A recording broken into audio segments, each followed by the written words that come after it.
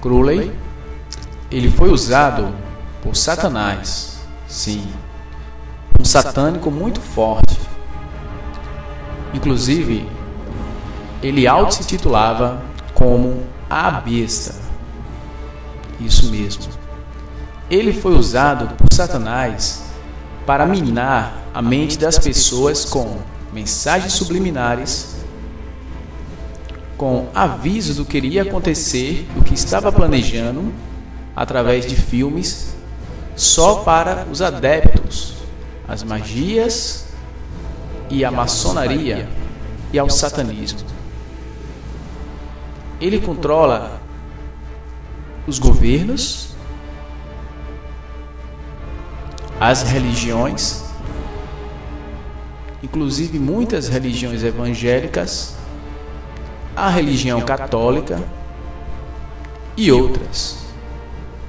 Você vai ver agora nesse documentário.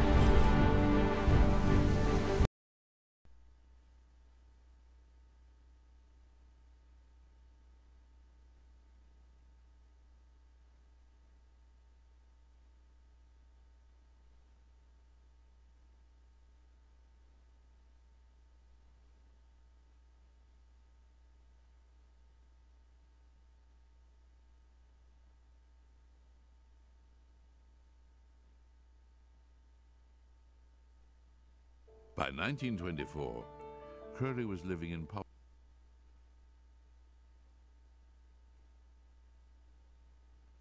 poverty in France. An old friend and famous literary figure and occultist, Frank Harris, kindly took him under his roof. Frank Harris lived with a woman by the name of Nellie O'Hara. If what has been written in later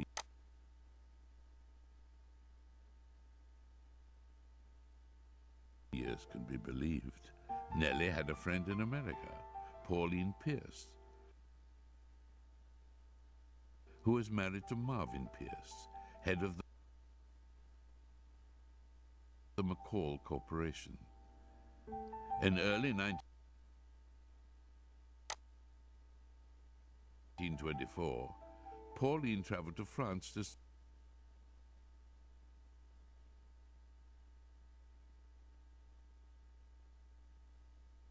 stay with her friend. Thus it was that four individuals came together: Frank Harris, Nellie O'Hara, Pauline Pierce, and Aleister Crowley. According to Crowley's diaries, during this period in Paris,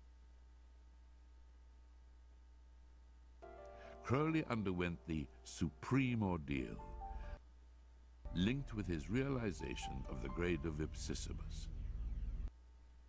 According to a description of the rite, on the appointed day, the candidate is attended by one or more chosen and experienced attendants whose duty is A, to exhaust him sexually by every known means, B, to rouse him sexually by every known means. Every device and artifice of the courtesan is to be employed, and every stimulant known to the physician.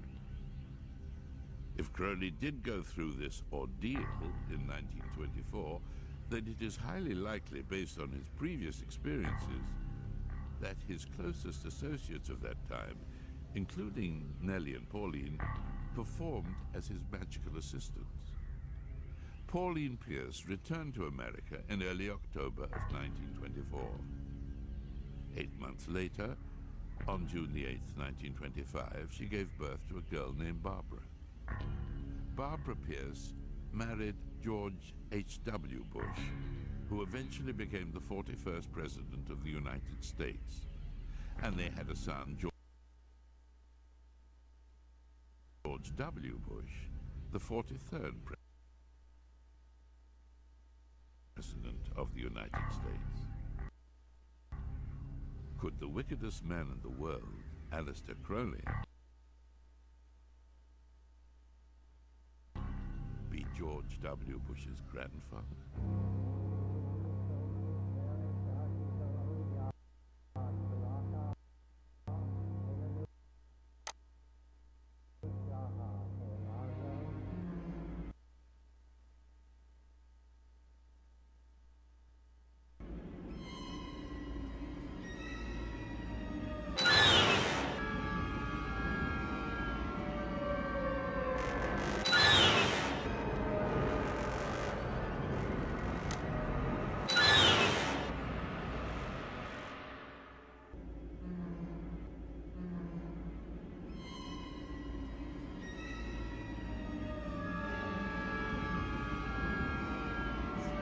Second plane hit the tower.